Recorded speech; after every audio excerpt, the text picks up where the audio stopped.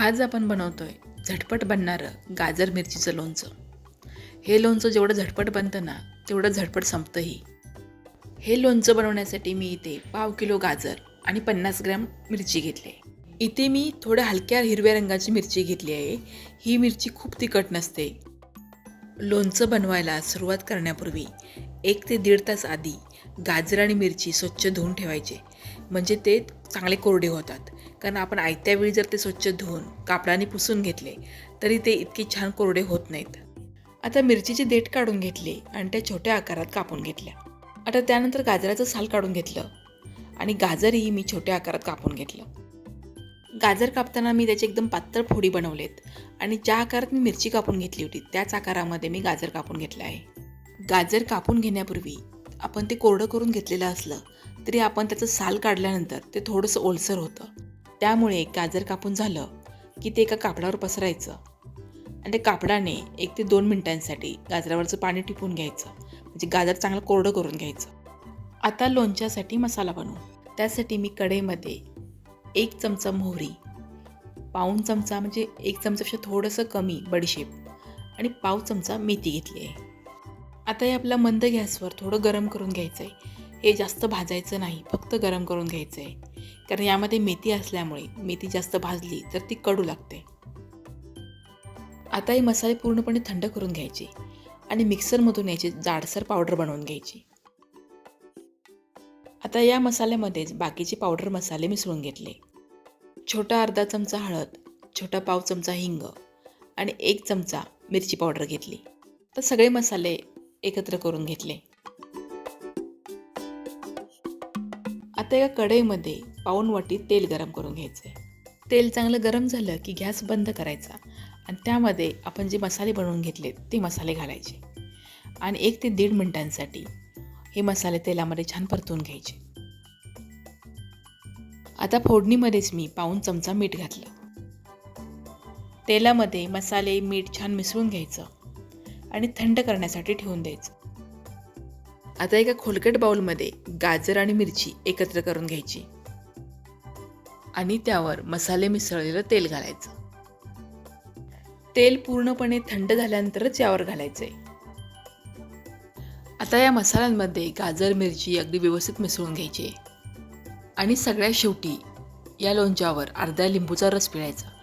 त्यामुळे लोणचं अजून चटपटीत तयार होतं. तर आपलं हे गाजर मिरचीचं लोणचं तयार आहे. हे लोणचं तयार झाल्यानंतर ते लगेच फ्रीजमध्ये ठेवायचं नाही. ते 1 दिवस असंच बाहेर ठेवून द्यायचं, म्हणजे त्याचे मसाले गाजर आणि मिरचीमध्ये छान मुरतील आणि मग हे काचेच्या बरणीमध्ये भरून फ्रीजमध्ये ठेवायचं. हे लोणचं फ्रीजमध्ये 2 महिने खूप छान टिकतं.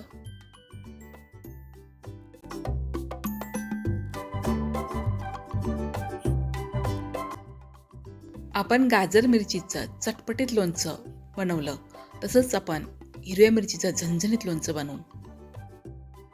हे मिरचीचं लोणचं बनवण्यासाठी मी इथे 2 प्रकारच्या मिरच्या घेतल्या आहेत. एक मिरच्या खूप तिखट आहेत, दुसऱ्या कमी तिखट आहेत. लोणच्याचा तिखटपणा बॅलन्स करण्यासाठी मी 2 प्रकारच्या मिरच्या घेतल्या आहेत. तुम्ही तुमच्या आवडीप्रमाणे मिरच्या घेऊ शकता.